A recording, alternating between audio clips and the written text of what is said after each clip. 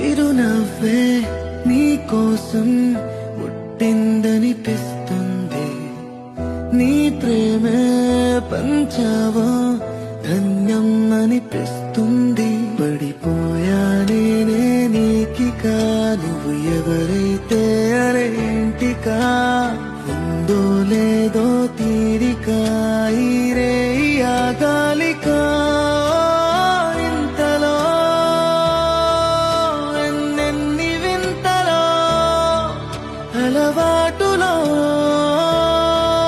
పొరపాటులెన్నెన్నో చిరునవ్వే నీ కోసం పుట్టిందనిపిస్తుంది. నీ ప్రేమే పంచావో ధన్యం అనిపిస్తుంది.